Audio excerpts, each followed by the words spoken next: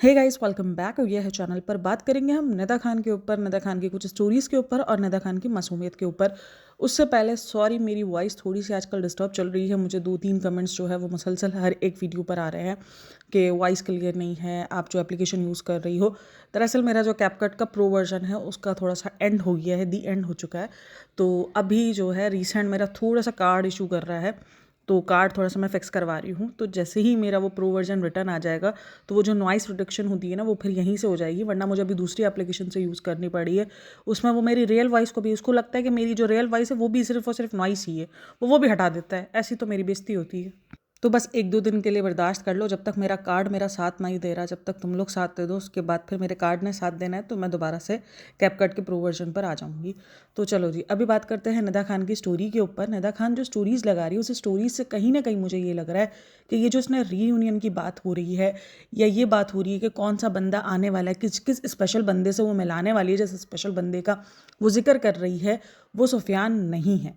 इसका मतलब क्यों है, ये मैं आपको एक इसकी स्टोरी से ही जवाब देती हूँ। जहाँ पर इसने लिखा है, मुझे ना इस लाइन से प्यार है, जिसका मतलब ये है कि गॉड यानी अल्लाह ताला कहीं ना कहीं किसी का रिप्लेसमेंट भेज देता है जो कि आपको भुला देता है कि आपने क्या खोया था। तो उसने ये एक स्टोरी शेयर की। इससे पहले भी जो उसने स्टोरी शेयर की वो भी कहीं ना कहीं यही थी कि हील हो ही जाता है, इस तरीके की वो स्टोरीज शेयर कर रही है। देन उसके बाद किसी ने उससे डायरेक्टली एक सवाल पूछा, कमेंट किया था उसके इंस्टाग्राम पर, जिसका रिप्लाई करते हुए उसने इतनी मासूमियत दिखाई है जैसे बंदी को कुछ पता ही नहीं है कि क्या बात हो रही है और वो क्या पूछ रहा है। बहन, इतने मासूम कैसे हो? अच्छा जी, यहाँ पर किसी ने पूछा निदा रियूनियन होने वाला है, यस या नो में रिप्लाई कर दो। किसके साथ? वो लिखती है किसके साथ ना। बहन, इस बहन बहन को कुछ पता ही नहीं है कि किसके साथ रियूनियन होने वाला है। आप अपनी वीडियो में आकर हिंट दे रहे हो कि कोई स्पेशल बंदे से आप मिलवाने वाले हो, वो भी जुई की बर्थडे पर, मतलब जोहान की बर्थडे पर। तो लोग उसको क्या मतलब लेंगे? अभी अगर रिसेंट अगर आप देखो तो आपका और सुफियान का जितना बड़ा झगड़ा हुआ है, उसके बाद लोगों को ये लगना है कि शायद आप और सुफियान एक साथ हो रहे हो, क्योंकि इससे पहले भी ये हो चुका है, ये पहली बार नहीं है, इससे पहले भी इनका झगड़ा हुआ था। लेकिन इतना इंटरनेट पर नहीं आया था, लेकिन हाँ, झगड़ा हुआ था और फिर ये हुआ था कि सॉर्ट आउट हो गया था, फिर ये लोग एक साथ आ गए थे। तो अभी भी लोगों को ये लग रहा है कि शायद ये एक साथ आने वाले हैं जोहान की बर्थडे पर। बट अगर इससे पहले वाली स्टोरी देखो, जहाँ पर वो ये बोल रही है कि कोई कुछ ना कुछ अल्लाह ताला ऐसा सेंड कर देता है इंसान की ज़िंदगी में जिससे वो अपना वो चीज़ भूल जाता है जो चीज़ उसने खोई हो।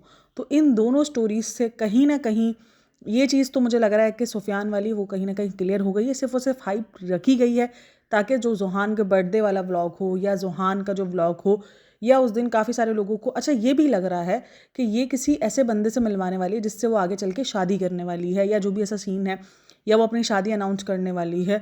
जब तक अभी डिवोर्स का पता नहीं है, शादी कैसे अनाउंस कर सकती है? शादी तो नहीं अनाउंस कर सकती ना वो, क्योंकि डिवोर्स होगी तो डिवोर्स के बाद इद्दत होती है, वो तो होती ही होती है।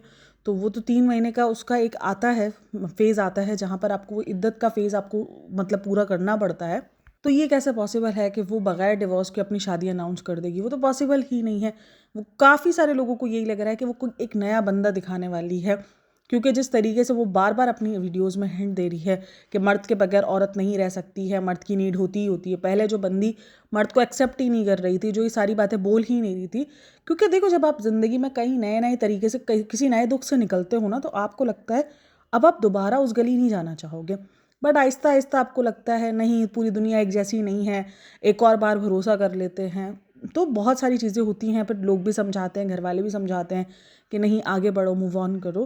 तो कहीं ना कहीं आपकी सोच चेंज होती है। मैं कभी भी नहीं बोलती कि अगर किसी औरत ने ये बोला, जैसे इसने ये बोला एक टॉर्चर वाली ज़िंदगी से निकल कर, कि मैं अब दोबारा शादी में नहीं पढ़ूंगी, या मैं अभी फ़िलहाल जो है किसी मोहब्बत में नहीं पढ़ूंगी, और वो अगर जल्दी पढ़ रही है तो उसका मतलब है कि वो गलत है। नहीं, इंसान का जो है वो जहन चेंज हो जाता है, इसमें कोई बड़ी बात नहीं है। लेकिन इस चीज़ को भी कंटेंट बना लेना, एक हाइप मचा देना ताकि लोग अपनी तरफ से बात करें। अब देखो, हर कोई ना अलग अलग बटा हुआ है। किसी को लग रहा है शायद सुफियान के साथ रियूनियन होने वाला है, इसकी स्टोरीज कुछ और बता रही है कि शायद कोई और बंदा आ गया है, जहाँ पर एक और सवाल निकल कर आता है डिवोर्स। तो ये सिर्फ और सिर्फ एक हाइप क्रिएट की गई है। मतलब ये व्लॉगर्स अपनी जो एक नॉर्मल जो इतनी सिक्योर ज़िंदगी है या एक प्राइवेट ज़िंदगी है, उसको भी लोगों की बातों का एक वजह बना देते हैं कि ये लो मेरी ज़िंदगी पे बात करो, ये लो मैंने हिंट दे दी है, ये लो ये मेरी ज़िंदगी पे बात करो। क्या व्यूज़ और कंटेंट इतना ज़्यादा इम्पोर्टेंट होता है कि आपको अपनी प्राइवेट ज़िंदगी को ऐसे लोगों के सामने पेश करने में कि लोग कुछ भी स्पेकुलेट कर रहे हैं कि ये होने वाला है, ये होने वाला है, वो होने वाला है। मतलब क्यों? मतलब कि आप या तो फिर ये सारी चीज़ों का हिंट ही मत दो ना। आप खामोश रहो, जब वो वक्त आए तब आप वो वक्त पर आप बता दो, उस डे पर आप वो अनाउंस कर दो, अनाउंसमेंट दे दो। इससे पहले इस तरीके की हाइप मचाना, इस तरीके की स्टोरीज़ लगाना, इस तरीके की बातें लगाना, ताकि लोग जो है वो बात करें कि क्या हो रहा है, क्या नहीं होने वाला है, ये है सुफियान आने वाला है या कोई और बंदा है या कुछ और इंसान है। मतलब कि हर तरीके की सोचें इस वक्त दिमागों में लोगों के चल रही है कि क्या होने वाला है, सिर्फ और सिर्फ एक हाइप के लिए कि आपको उस पर व्यूज़ अच्छे आ जाए। कभी कभी मैं सोचती हूँ डेली व्लॉगिंग खास करके कितना ज़्यादा एक तरीके से गंदा होता जा रहा है कि आप अपनी ज़िंदगी को ऐसे चर्चा करने के लिए इस तरीके की, देखो ये चर्चा लोग अपनी मन मर्जी से नहीं कर रहे हैं। अच्छा, इसका भी इल्ज़ाम जो है वो ऑडियंस पर डलने में टाइम नहीं लगेगा कि ऑडियंस जो है वो बहुत सारी चीज़ें सोच रही थी। तो ऑडियंस को इन सारी स्टोरीज से, इन सारी बातों से कौन जो है वो सोचवा रहा था।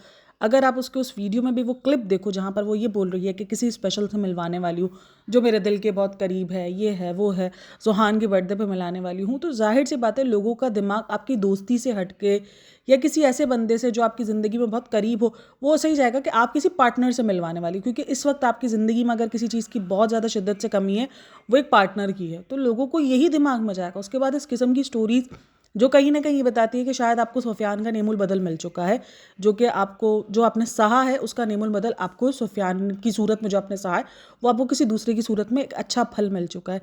तो ये स्टोरीज़ आपने खुद अपलोड की है, इस स्टोरीज़ से अब लोग, हर तरीके के लोग हर तरीके का सोचेंगे।